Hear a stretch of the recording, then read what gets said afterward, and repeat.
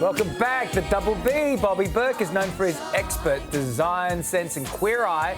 With the Fab Five, bring their flair to everyday people for lifestyle and fashion makeovers. Everybody check their toxic masculinity at the door. You get a makeover. You get a makeover. You get a makeover. I don't know what you take, but I want some. When you walk into a clean, organized space, you don't feel defeated. You feel excited to do things with your life and with your family and just really utilize the home that you work so hard to have.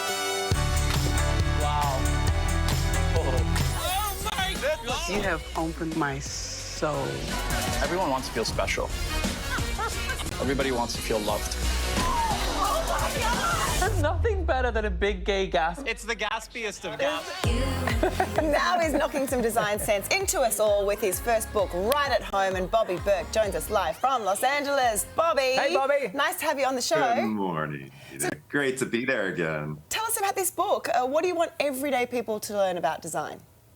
So, there's a lot of amazing design books out there, but I find that even for myself, sometimes the design books can make me feel bad about my space, make me feel inadequate about my space. Luckily, I'm in the industry, so I realized the team of a dozen people behind that camera that made that space look so perfect and that real people don't live that way. Mm-hmm. But I wanted to write a book that really help people realize the major connection between your home and your mental health, and how your home is really like your phone charger, and it's the place where you need to get recharged at night so you can make it through the day. This book goes into helping you figure out what your style is, because that's the first thing we need to figure out, helping you implement that. We talk about lighting, we talk about organization, we talk about plants, color, and all from a mental health perspective, not a design trends perspective, not me telling you this is the way I would design it. It's all about you teaching you how to make your space work for yourself. I really like that, because you talk about decorating with our senses. Now, what if you're like me and I have no sense of design? What does that exactly mean, Bobby?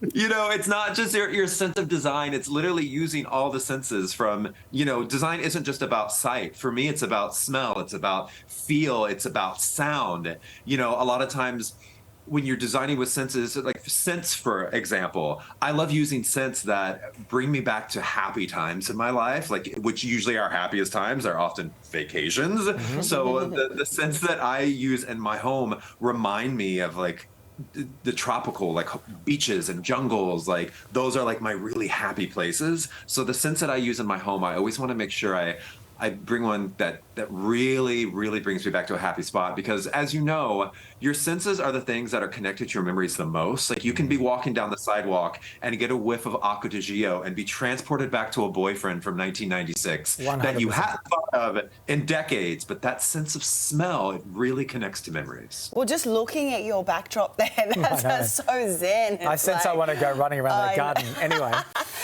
Right, we're going to show you some photos of rooms that you have designed, and tell us your tips and what you focused on. This one I love because I'm all about neutrals. This is a home that we designed for Tri Pointe Homes here in the States. And as you notice, it's all neutrals, but if you look, it's really kind of all about texture as well, which goes back to designing with the senses of feel. If you look, those pillows are neutrals, but they've got a lot of texture. They've got a lot of different materials that we're using. The rug has a lot of texture. The curtains in the background there, they have a lot of texture. So designing with senses and with texture is a really great way to make a neutral room dramatic without having to use a lot of color. How about this one here? Oh, I love this one here, Bobby. Yeah, that's nice. So this one is opposite. This one I used a lot of color, and it's hard to tell because the windows are kind of blown out in this photo, but I actually used the colors from the surrounding environment in Brooklyn. So the rug was the same color as the water. The oranges in there were the same color as a lot of the brick buildings. Because the view was so amazing, I didn't want to fight the view, so I brought in the colors from the view into the home. You brought the view inside. I love that. And how about this one? Oh, moody. This is my favorite. This is dark and moody.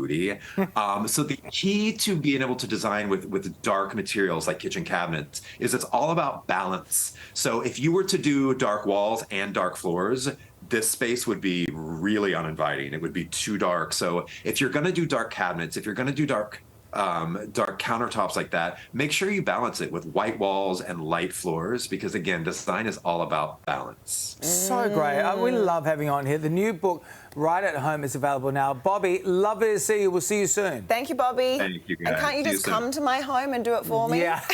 Hey, I'm always down for a trip to Australia. You let me know. You got it. Thanks, my Done. friend. Thank you. Hey there, Today fans. Sarah and... What's my name again? Oh, my God. Carl. Hey, thanks for watching our YouTube channel, though. Subscribe now for more news, special reports, and amazing Aussie stories. And Carl misbehaving, Whoa, of course. that never happens. Always happens. What's she talking about?